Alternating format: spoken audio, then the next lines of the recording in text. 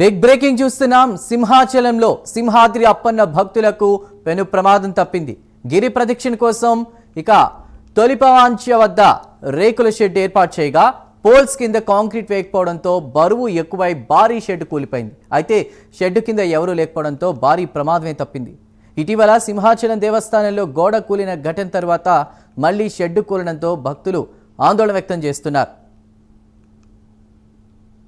Right, ప్రస్తుతం అక్కడ ఈ ఘటన చోటు చేసుకుంది. దీనికి సంబంధించి డీటెయిల్స్ అందించడానికి మా ప్రతినిధి చంద్రశేఖర్ సిద్ధంగా ఉన్నారు. చంద్రశేఖర్,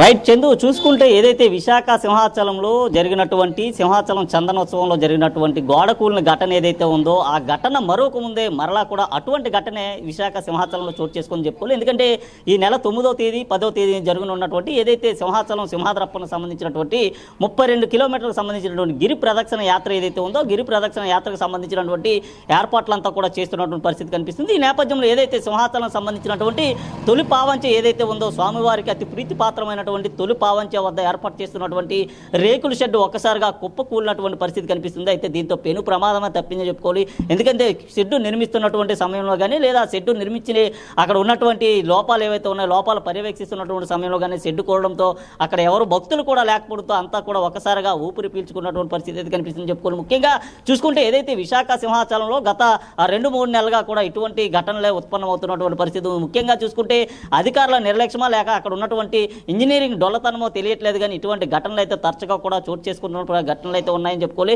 ఎందుకంటే తరచూ ప్రమాదాలు జరుగుతున్నటువంటి నేపథ్యంలో ఎవరో ఒకరికి ఏదో ఒకటి జరుగుతున్నటువంటి పరిస్థితులే ఉన్నాయి. ముఖ్యంగా చూసుకుంటే ఏదైతే చందనోత్సవంలో గోల కూడినటువంటి ఘటన ఏదైతే ఉందో ఆ ఘటనలో దాదాపు 7 మంది కూడా మృత్యువాత పడగా కొంతమంది అయితే గాయాల పాలైనటువంటి ఘటన ఉంది. ఆ ఘటనని ఇప్పుడే భక్తులు మర్చిపోతున్నటువంటి పరిస్థితి ఉంది. అయితే ఈ రానున్నటువంటి 9-10 తేదీల్లో దాదాపు 5 లక్షల నుంచి 10 లక్షల మంది ప్రజలు కూడా భక్తులంతా కూడా పాల్గొనేటటువంటి పరిస్థితి ఉంది. దాదాపు 32 కిలోమీటర్ల మేర సాగేటటువంటి పాదయాత్రలో చాలా హుషారుగా భక్తులంతా కూడా పాల్గొంటారు.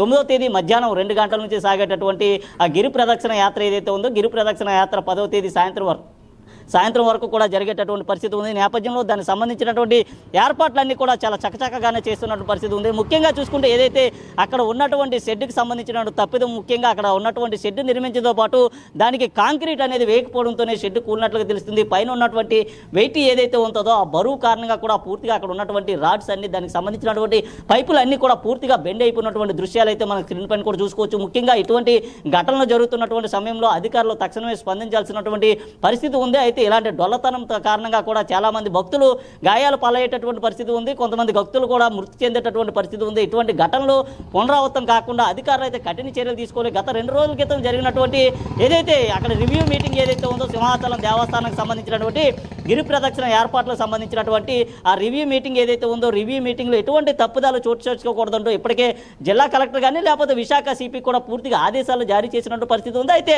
ఆదేశాలు జారీ చేసినటువంటి ఆ 2 రోజుల వ్యవధిలో ఇటువంటి ఘటన చోటు చేసుకోవడం చాలా తీవ్రతరమైనటువంటి ఘటనగానే చూసుకోవాలి. ముఖ్యంగా అక్కడ ఎవరు భక్తులు లేకపోవడం ఆ సమయంలో ప్రమాదం జరగడంతో పెను ప్రమాదమే తప్పిందని చెప్పుకోవాలి. అయితే ఇప్పుడిప్పుడే భక్తులంతా కూడా ఆ ప్రాంతానికి అయితే చేరుకుంటున్న పరిస్థితి ఉంది. కొద్ది రోజుల్లోనే గిరి ప్రదర్శన కూడా ప్రారంభం కానుంది.